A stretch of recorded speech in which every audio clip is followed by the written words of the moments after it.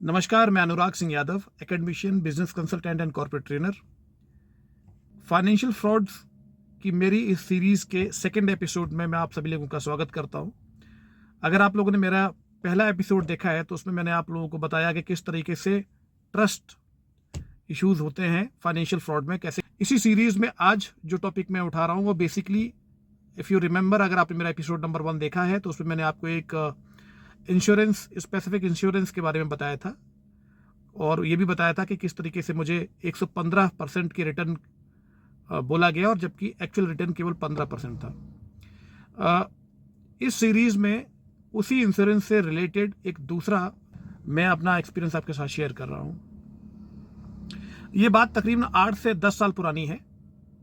मैंने जब वो अपनी इंश्योरेंस पॉलिसी खरीदी और 5 साल के अंदर जो उसका पे आउट हो गया, उसके कुछ समय के बाद 1-2 प्रीमियम्स और मैंने पे करी, मुझे एक कॉल आता है और ये कॉल किसी एक लेडी का है और वो लेडी मुझे बोलती है, सर नमस्कार, क्या आप अनुराग सिंह यादव बात कर रहे हैं? मैं ब्ला ब्ला ब्ला, उसने अपना कुछ नाम बताया, मैं यहाँ से बात कर रही हूँ, इस एजेंसी से बात कर रही हूँ और सर हमें ये पता चला है कि आपके पास एक ऐसी इंश्योरेंस पॉलिसी है जो गलत तरीके से आपको बेची गई है। Just try to understand, this is how the conversation begins. हमें ये पता चला है कि आपके पास एक पॉलिसी है जो कि गलत तरीके से, गलत कमिटमेंट करके आपको बेची गई है और आप उस पॉलिसी को लेकर खुश नहीं हैं। This is a red flag, always understand, this is a red flag. आपको लोग अपने कॉन्फिडेंस में लेने के लिए सबसे पहले आपके पेन पॉइंट पर टच करेंगे। आई सेड या दिस इज ट्रू। तो फिर वो एक नाम लेती है, मेरा कॉन्फिडेंस जीतती है। This is step number 2, winning the confidence. तो कॉन्फिडेंस जीतने के लिए, सर आपने बीमा लोकपाल का नाम सुना है? तो मैंने कहा जी नहीं, मैंने बीमा लोकपाल का नाम नहीं सुना। सर बीमा लोकपाल के बारे में बताती हूँ। बीमा लोकपाल वो संस्था है, IRDA के थ्रू बनाई गई है। वो अब उसने उसका एक्सप्लेनेशन मुझे देना शुरू किया और उसने मुझे क्रक्स दिया कि भाई अगर आप सेटिस्फाइड नहीं हैं तो बीमा लोकपाल इस तरीके के लोगों को, इस तरह के क्लाइंट्स को, पार्टीज को आइडेंटिफाई करती है। और लड़की ने मुझे बोला कि मैं बीमा लोकपाल के बिहाफ से कॉल कर रही हूं और हम इस पे आपको हेल्प करेंगे। रेड फ्लैग है ये, याद रखिएगा। अपनी तरफ से वो मेरे भी पहले ये लोग आपके पेन पॉइंट को टच करेंगे, उसके बाद फिर आपका कॉन्फिडेंस जीतेंगे और फिर कॉन्फिडेंस जीतने के बाद वो अपना प्रपोजल देंगे। और प्रपोजल वो कुछ ऐसे था कि इस पॉलिसी को आप सरेंडर करके आपके पूरे पैसे वापस मिलेंगे और इसके अगेंस्ट में हम आपको दूसरी पॉलिसी, नई पॉलिसी में आपको ज़्यादा बेहतर रिजल्ट्स मिलेंगे। सो आई वाज लाइक, ये एक चीज़ थी जहां मुझे घंटी बजी कि भाई मैंने कहा मैम बट मैंने तो कोई कंप्लेन किया नहीं। No problem. याद रखिएगा, कभी भी बीमा लोकपाल या कोई भी संस्था, जब तक विक्टिम खुद कंप्लेन नहीं करता, ये लोग एक्शन नहीं लेंगे। और कितने एक्शन लेते हैं, कितने इफेक्टिव होते हैं इनके action, that's a all together different game, वो अलग बात है। लेकिन ये हमेशा याद रखिएगा कि कोई भी संस्था अपनी तरफ से आपके पास नहीं आएगी। पुलिस वाला अपनी तरफ से आपके पास चल के नहीं आएगा, आपका पड़ोसी आपको परेशान कर रहा है क्या। तो उन्होंने मुझे एक डिटेल भेजी कि सर ये पॉलिसी है, नई पॉलिसी जिसको आप लेंगे और इसके अगेंस्ट में आपके वो वाले अमाउंट जो है वो इस पॉलिसी में ट्रांसफर हो जाएंगे। आपको सिर्फ इनिशियल एक अमाउंट, एक्स अमाउंट आपको पे करना है। कटिंग दी लॉन्ग स्टोरी शॉर्ट, कई फॉलोअप्स के बाद बेसिकली उन्होंने मुझे लिंक भेजा, मैंने उसको पेमेंट किया और उसके बाद मुझे एक डॉक्यूमेंट, मुझे एक पॉलिसी दे दी गई। सेकेंड डे ऑनवर्ड्स उन्होंने मुझे मेरे कॉल्स अवॉइड करना शुरू कर दिया। इस बीच में मैंने उनसे और ऑथेंटिसिटी जानने के लिए मैंने कहा आपका ऑफिस कहाँ पे है? उन्होंने बोला सर आपको एक कॉन्टैक्ट किया जाएगा। उसने हमें मुझे एक नंबर दिया, उस व्यक्ति से मेरी बात हुई। उस व्यक्ति ने कहा जी मैं एक्स सिटी में बैठता हूँ, मैं गाजियाबाद में हमारा ऑफिस है, मैं वहाँ बैठता हूँ। सर ये पॉलिसी हम लोग देंगे बट बीमा लोकपाल आपके इस केस को सॉल्व कराएगी, मैं उनका रिप्रेजेंटेटिव हूँ।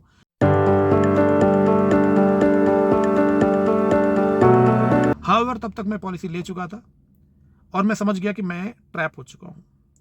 देखिए ये ट्रैप क्या था कि ये ट्रैप में मेरे पैसे नहीं गए थे। मुझे एक्चुअली ये फ्रॉड ऐसा था कि उन्होंने मुझे एक, मेरे पेन पॉइंट को पकड़ के मुझे एक एडिशनल पॉलिसी बेच दी थी जो एज अ कस्टमर मैं नहीं खरीदना चाहता था। देखिए ये भी मैनिपुलेशन है, ये भी एक तरीके का ये भी कंप्लीटली एक तरीके का फ्रॉड है। और इस पॉलिसी में कोई भी पुरानी पॉलिसी के ना मुझे पैसे मिलने वाले थे, ना मेरी पॉलिसी के पैसे उधर एडजस्ट होने वाले थे। तो बहरहाल जब मैंने वो कंपनी जिससे मैंने प्रीवियस अपनी पॉलिसी ली गई थी, जिसका मुझे उलाहना देकर दूसरी पॉलिसी बेची गई थी, मैंने उस कंपनी के कस्टमर केयर पे कॉल करके डिटेल मांगी। मैंने वहाँ पे अपना सारा केस बताया, समझाया, तो उन्होंने कस्टमर केयर ने मुझे बताया कि सर ये एक फाइनेंशियल मैनिपुलेशन है, बेसिकली आपके पैसे कहीं गए नहीं है, बट आपको पॉलिसी एक नई बेच दी गई है, but it is again a fraud, it is again a manipulation, समझिएगा, बिकॉज वो मेरे विलिंगनेस नहीं थी उसको खरीदने की, और मुझे ज़बरदस्ती वो पॉलिसी गलत तरीके से गलत कमिटमेंट करके मुझे ये पॉलिसी बेची गई।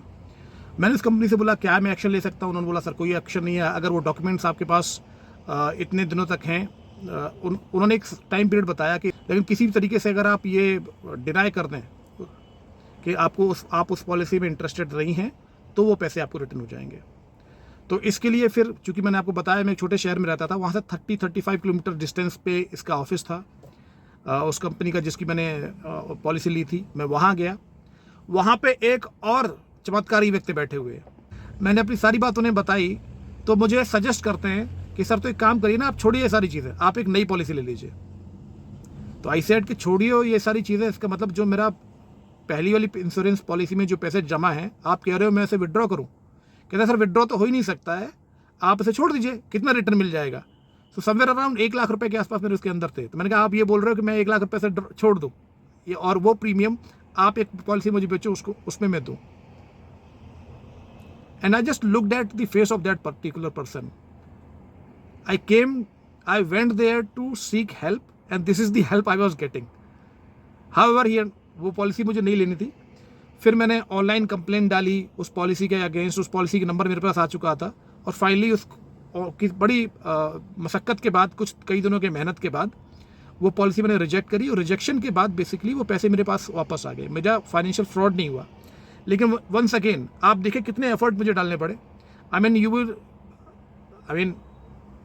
इट में लुक लाइक कि यार ये पर वो पॉलिसी आपने खरीदी ही क्यों थी, यू कैन जज it, but try to understand. इस तरह के मैनिपुलेशन हमारे पास, हम में से न जाने कितनों के साथ, एक आम पब्लिक के साथ न जाने कितने बार, कितने सारे लोग बैठे हुए हैं आपके पैसे को लूटने के लिए, आप कितने सारे लोग बैठे हुए हैं आपकी कमाई हुई धन को लूटने के लिए अलग अलग तरीके से।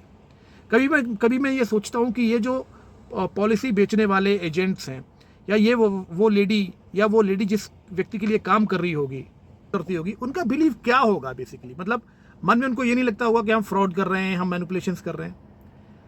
क्या उनके मन में ये बात आती होगी? तो क्या बात होगी? लोग तो इंश्योरेंस पॉलिसी नहीं लेते हैं, उनको तो बेचा ही जाता है, हम कोई फ्रॉड थोड़े कर रहे हैं, हम तो उसको इंश्योरेंस पॉलिसी दे रहे हैं, राइट? हो सकता है ये सारी चीज़ें कह के वो अपने गिल्ट फीलिंग को सेटिस्फाई कर रहे होंगे, but I tell you, if you know anybody like that, अगर आप में से कोई भी व्यक्ति इस तरह के किसी व्यक्ति को जानता है, तो समझ लीजिए दीज पीपल आर क्रिमिनल, और उनको ये वीडियो जरूर भेजिएगा कि भाई दीज गाइज आर क्रिमिनल, या कोई भी आपके इस तरह का कोई विक्टिम हो उसको भी ये वीडियो भेजिएगा। आम पब्लिक में किसी भी अपने जानकार को भेज सकते हो कि किस तरीके से मैनिपुलेशन हो सकते हैं। Just a simple awareness campaign जो मैं बेसिकली स्टार्ट करने की कोशिश कर रहा हूँ, और यहाँ पे मैं अपने दोनों पर्सनल एक्सपीरियंसेस आपको मैंने बताए। देखिए पहले केस में भी, दोनों केसेस में मेरे फाइनेंशियल लॉसेस नहीं हुए, बट मेरे साथ एक फाइनेंशियल फ्रॉड करने की वो जो फ्रस्ट्रेशन है, राइट, अपने खुद के पैसे को लेने के लिए आपने इतने एफर्ट डाले, अननेसेसरी मेरा टाइम, एनर्जी, इन सब की एक वैल्यू है, वो सब मेरे हुए। फाइनेंशियल लॉस मैंने बचा लिया किसी तरीके से, लेकिन इतने सारे लोग यहाँ पे, आप पैसे कमाओ किसी भी के ऊपर, और जरा से भी किसी व्यक्ति के ऊपर ट्रस्ट करो, there are people who are sitting there to manipulate you to take your money anyhow. So just be cautious जब भी आप कुछ इस तरीके की चीज़ें लें। कई सारे रेड फ्लैग्स थे, हमेशा रेड फ्लैग्स को समझने की कोशिश करें। कोई भी व्यक्ति अगर आपको करता है, कोई कॉल करता है, आपका पेन के बारे में बात करेगा, फिर वो आपका कॉन्फिडेंस जीतने की बात करेगा, फिर वो बताएगा जी सोल्यूशन मेरे पास है, उसके बाद फिर वो आपको कोई एक नई चीज़ें पकड़ा देगा, और फिर end of the day this is a vicious circle जिसके अंदर आप हमेशा घूमते ही घूमते रह जाएंगे। मेरा सिर्फ इंटेंशन ये सीरीज शुरू करने का है कि मैं अपने पर्सनल एक्सपीरियंसेस में आप लोगों के साथ शेयर करूं। आप में से बहुत सारे लोग के पास को ये इन्फॉर्मेशन पहुंचे, कभी आपके साथ ऐसी कोई इंसिडेंट हो रहा हो तो आपको शायद आप लोग रेड फ्लैग्स कहाँ पे हैं उनको आइडेंटिफाई करना सीखें। और आप में से किसी भी व्यक्ति के साथ कुछ ऐसा सिमिलर इंसिडेंट हुआ है तो प्लीज़ आप मुझे रीच आउट कर सकते। मैं कोशिश करूंगा यदि आपकी स्टोरी ऐसी हुई जो लोगों तक पहुंचनी चाहिए तो मैं ज़रूर उस पर एक वीडियो बनाऊंगा। अगर आप चाहते हैं कि इस वीडियो के थ्रू मैंने थोड़ी सी अवेयरनेस क्रिएट करने की कोशिश करी फाइनेंशियल फ्रॉड्स और फाइनेंशियल मैनिपुलेशंस में, तो अपने रेड फ्लैग्स को पहचानिए, अपने पैसे को बचाइए, कमाइए और बचाइए। और वीडियो अच्छा लगा हो तो दोस्तों तक शेयर करिए, लाइक कर दीजिएगा और बेल आइकन बजा लीजिएगा। This is it about the second episode. Third episode में मैं कुछ और वैल्यूएबल चीज़ें लाने की कोशिश करूँगा। तब तक के लिए thank you very much. Thank you.